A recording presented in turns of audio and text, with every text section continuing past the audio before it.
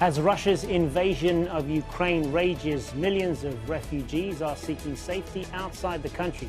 European countries are welcoming them so far, but how many Ukrainians can they receive?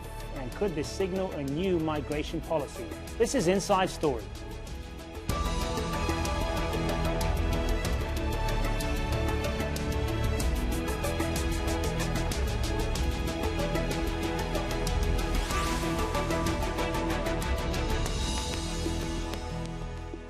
Hello and welcome to the program. I'm Hazem Sika. The Russian invasion of Ukraine is in its third week with no sign of a let-up. The United Nations is warning the humanitarian crisis could grow and affect millions more. The United Nations High Commissioner for Refugees says more than 2 million people have now fled the fighting. It's been described as Europe's worst refugee crisis since World War II. People are crossing to neighbouring countries to the west, such as Romania, Slovakia, Hungary and Moldova. But most of Ukraine's refugees are in Poland. The government there has said to host them all, it will need more money than the EU is offering. Another 235,000 people have gone to other European countries. Well, the conflict in Ukraine is affecting large numbers of children as well. According to UNICEF, more than 1 million Ukrainian refugees are minors. Many are unaccompanied, either separated from their parents or sent away by those forced to stay behind. The UN has warned that unaccompanied children are at greater risk of suffering violence and abuse. It's urged host countries to ensure their safety.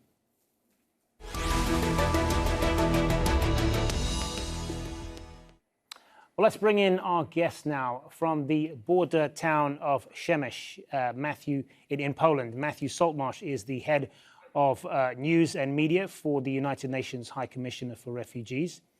From Mexico City, we have Camille, a senior policy analyst at Migration Policy, and joining us from Oxford in the UK, Alexander Betts, a professor of forced migration and international affairs at Oxford University. He's also an author of Wealth of Refugees, How Displaced People Can Build Economies. Good to have you all with us. So, Matthew Saltmarsh, let me start with you. How bad is the situation where you are right now? We're talking about a total of 2 million people who have fled in the space of 2 weeks. Just talk to us about the current conditions there for Ukrainians and the biggest challenges they're facing. Well, as you said, the numbers are now quite comfortably over 2 million, and Poland in particular has been very generous, and there's about 1.4 million refugees who have come to this country, and significant numbers in those other countries around the region, but also importantly, increasing numbers who have moved on to Western Europe following this implementation or agreement, at least, of this temporary protection status. Here today in Przemyśl, it's a little bit quieter than it has been in previous days. We're not entirely sure why that is, but one of the factors could be the fact that it's been very cold up at the border, which is just 10 or so miles away from me. And so that may have dissuaded people from trying to cross. Obviously, it's hard to say exactly how the trends will go. That very much depends on the conflict and how that evolves within the country. But the immediate needs are obviously food, shelter, warmth, medical attention. The Poles here have been trying to take that away from the border area, and they're following a model whereby they will offer sort of full state security, state services, if you like, to those who decide to stay here. So they will get accommodation, they'll get medical support, and they'll get education. So that's just the kind of policy that we would advocate, and we warmly welcome what they've done so far. And what is it that ordinary people can do to help Ukrainians beyond governments and government policy and financial assistance from the people that you've seen there and the biggest needs for them right now? There's been this great outpouring of sympathy throughout Europe over this. What can ordinary Europeans do? Well, here in Poland in particular, the local NGOs, local humanitarians have come out en masse. They've gone up to the border to help with information, to help with transport. You see them at the train stations, providing water, providing support. and providing information that they'll need to decide where they're going to go next. In terms of the public at large in Europe, I think initially we would probably say the financial side is important. There are a number of appeals. More money will be needed. Those appeals will increase. So that's very important. And the public, as you said, have been incredibly generous so far. As refugees increasingly move perhaps to the west, to other countries, there are other things that people can do. There'll be volunteering, helping with education, translation, again, fundraising, just helping refugees to really find their feet and integrate in those societies, because unfortunately, this is not going to be very short term. It is going to be a bit longer, we think. Indeed. Camille, Matthew mentioned there at the beginning this EU Temporary Protection Directive, which has been activated now. It wasn't activated back in 2015 during the refugee crisis there, when we saw people coming from escaping the war in Syria and Iraq and Afghanistan. Why is that? Why is it being activated now? So I think first a bit of background on this temporary protection directive, because it was adopted after the wars in the Balkan in the 90s, with this idea is that, the EU should have a mechanism in case of another large flows of refugees. And as Matt mentioned, as a result of its activation last week, for people fleeing the war in Ukraine have no access to a range of rights: residency right to work, right to education, housing, social welfare. And these are the same rights across all EU member states. And a key factor in this decision is that it avoids creating another massive backlog in the European asylum system. As several European officials have said in the past week, it's cut the red tape, and in a way, it's saved national asylum system from being completely overwhelmed. And as you mentioned, there have been discussion in the past to trigger this directive into 2011 after the Arab Spring, into 2015-16. But for us, observer of EU migration and asylum policy, it felt like it would never been activated. It's been a bit forgotten. And yet last week, EU member states came together, even the one like Poland and Hungary that have repeatedly hosted refugee and solidarity across the EU. And they agreed that they needed this mechanism to respond to what looks like one of the largest displacement crises since World War II in Europe. Alexander Betts, just more broadly speaking, what do you think are the political implications of all this influx of refugees that we've seen from Ukraine just in the last 2 weeks, and what it reveals about Europe, the response that we've seen from them? I think we should celebrate the great solidarity we've seen across Europe towards Ukrainian refugees. It's been fantastic to see signs of commitment, empathy, solidarity, everyday humanitarian response across Poland, at railway stations. That's something that's been very important. I think, of course, behind that, this isn't the type of response we see to all refugees in Europe. It's not the type of response that we saw towards Syrian refugees or Afghan refugees. And equally, we see significant selectivity. So African refugees seeking to come across the central Mediterranean often face drowning, detention, deportation. So I suppose the hope is that this moment of solidarity, public support for refugees, can be carried across to other refugee populations.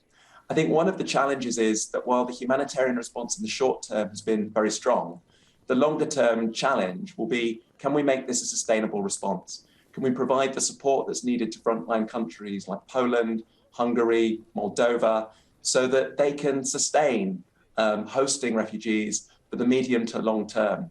Can they get access to financial support to buttress their public services, healthcare, education will be put under significant pressure, and housing, for instance? And can we create a viable relocation scheme that Europe has very rarely been able to agree upon, to relocate some refugees from those countries across the 27 EU member states or beyond? So I think there's going to be questions about how we can make this sustainable, how we can plan for the medium to long term. But I think there's hope. There's hope that this could be a moment where the European Union gets its refugee and asylum policies right, can build in some of the opportunities for reform that were missed in the aftermath of the 2015-16 crisis. Yeah, let's put some of that to Matthew then. I mean, this sustainability issue is a major one, isn't it? I mean, many of the Ukrainians that have arrived there, they may be getting basic shelter and housing and food for now, for the next couple of weeks perhaps. But what about the next 2 months? What happens beyond then?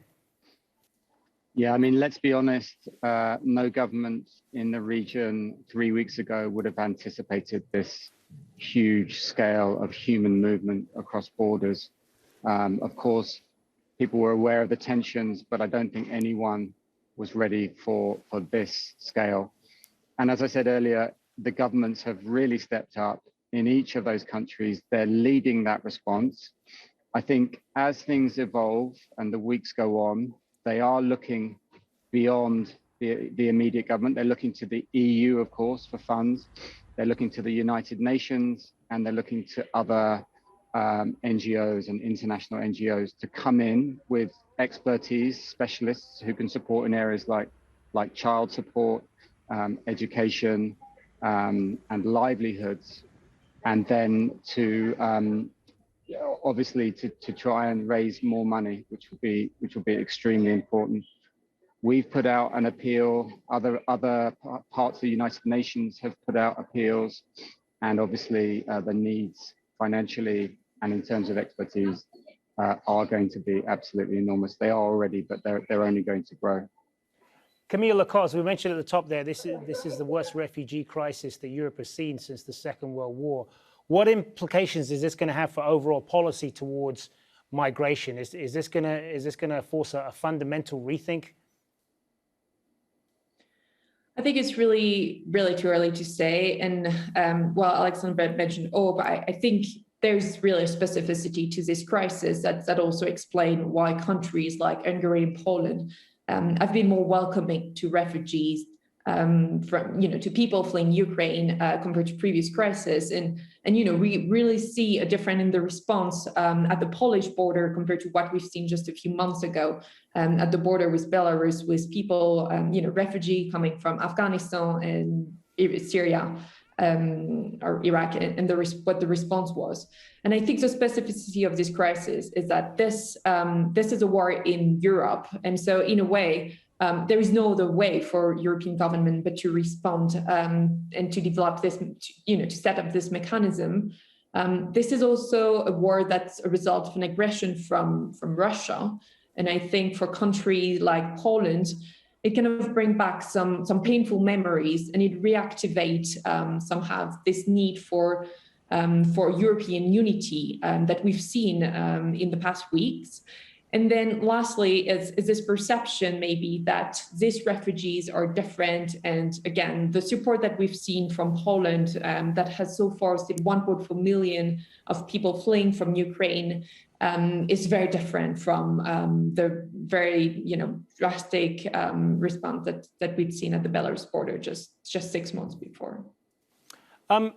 Alexander Best, talk a little bit more about the differences that you're seeing in how countries have responded to this. I mean, obviously Poland has taken the brunt of this in the short term as far as the number of Ukrainians that they've taken in. But I mean, what about the ones that are not sort of pulling their weight, so to speak? Yeah, we need responsibility sharing across Europe. And this has been one of the challenges faced historically by the common European asylum system, that responsibility has been allocated through the so-called Dublin system to the frontline countries. So in the 2015-16 crisis, Greece was a frontline country. And other frontline countries like Hungary took a very restrictive view, building a razor wire fence, trying to prevent access to their territory. Now, what we've needed to do, and what the European Commission has recognized, is that we need to update that system to ensure that there's more consistent responsibility sharing, cooperation across the EU 27 member states. Now, this is a moment to put that to the test, to recognize that for this to be sustainable, the responsibility can't lie exclusively with Poland and the Visegrad countries, that we need to relocate both people and share money, that it will take significant resourcing to support public services, to build jobs and livelihoods opportunities. One of the positive things is we've got learnings that we can take from the aftermath of 2015-16. Germany in particular, which took the overwhelming majority of Syrian refugees arriving in Europe, provided huge investment to vocational training, employment integration that took time to pay off, but over time has seen more and more Syrians enter labour markets in Germany and integrate socioeconomically. If we can learn from that and have a relocation scheme and financial support and viable opportunities to improve public services, employment opportunities, not only for Ukrainian refugees, but also local host communities in the areas most affected, we've got the best possible chance to have cooperation across Europe, but also ensure, crucially, that local receiving communities are still as responsive, enthusiastic, and committed to refugee rights in 1 year, 2 years, 3 years, as they are today. Yeah, Alexander brings up a good point there, Camille, about the Germany model in 2015, 2016. They took so many of the refugees from Syria. I think it was over 1 million of them, and they managed to integrate them into German society. So this can be done, can't it? Yeah, and I think here it's really critical to avoid the perception that European governments are losing control. And we know this has been a major shortcoming in 2015-16, and this could define whether, all this popular support that we see now continue in the next months. And that, I think here a key question, and that's also a lesson from 2015-16 and something that Germany has been a leader on, is how do we make sure that this right to work, this access to employment is effective? And so, again, a lot of tools have been deployed in terms of credential recognition that we're seeing reactivated now. And while we're all focused on the operational response, the emergency, and the make this our instrument that has never been used before in Europe work, we need to be thinking about this medium to long-term consideration, because that's something maybe that in 2015-16 we didn't think about early enough. Matthew Saltmarsh, I mean, as I mentioned there, so many people coming in such a short time. Are you getting a sense now at all that the various authorities are getting a handle on this, or do you expect it to continue to get worse? It's very difficult to say right now. Obviously, that depends on events in Ukraine and the intensification there. But in terms of the government response, we think it has been exemplary. Of course, there is going to be an element of chaos when you're dealing with this scale of movement. But if you look at the case of Poland, you've already got the offers of housing. We're starting to roll out very soon cash assistance for refugees here in Poland, and then that will go into other countries, working with some other partners as well. They're talking about vocational and medical training, recognition of qualifications for Ukrainians. And I think that's important because it helps the host country as well. There may have been something of a labor loss or a brain drain in Poland in particular in the last 5 or 10 years. So going back to that example of Germany, this could also be an opportunity for Poland to reskill and to get a lot of that talent that's come over from Ukraine. Unfortunately, if you look at it from the other side, it leaves the country of Ukraine in a very difficult position because so much of that talent and that workforce and young people will have come across. And of course, the male population at the moment, as you know, are engaged in combat. Camille, of course, what implications is this going to have for asylum policy going forward? Yeah, I think it's early. It's too early to say. And again, I think a key factor is going to be how perceived this response is. I think one thing I wanted to add also is, we've talked about the activation of this mechanism, the Temporary Protection Directive. And what we're seeing on the ground is the need to register people very quickly with this mechanism that was never used before. And that has involved setting up specific registration system for people who are coming, and also relying on new mechanisms that have been set up since 2015 and 16, such as the EU asylum agencies, that's now really helping out the countries that need to do this registration. So I think, in a way, we're seeing a lot of lesson learned on how to do better that we've done in the past, and hopefully this can have implication for EU asylum and migration policy in Europe. But I really think we need to understand that this is a specific crisis compared to other situations that Europe has faced in the past decade. Yeah, what's your view on that, Alexander Betts? This is something very specific, and the whole issue of whether there needs to be a broader policy change is something perhaps a bit more further into the future. I mean, I think Europe has needed to change its policy response to asylum and immigration for a long time, and this might be the catalyst for that change. I think there is obviously something unique about this context of conflict on the borders of Europe, but we have seen moments in the past that parallel this. As we've already heard, during the 1990s with the conflicts in Bosnia and Kosovo, we saw mass influx situations into Europe, and they were the moments that triggered significant innovation in European asylum systems. They created the Temporary Protection Directive in 2001, for instance, that is now being invoked, as we've heard, for the first time since its creation. So I think it's through moments like this that we recognize the need to update, that human displacement is going to be one of the defining challenges of the 21st century, that we live in an increasingly insecure world, and that we have to have national and regional and global systems that are adapted to that reality. So I think we shouldn't necessarily see this as just a one-off. It is possible that we will have other major drivers of displacement, including to Europe, and we need to ensure that we prepare for now, respond to the immediate crisis, but also have systems of responsibility sharing that can endure. I think it's also important to recognize that regions can learn from one another. So dealing with mass influx situations is something that regions beyond Europe have a lot of experience with.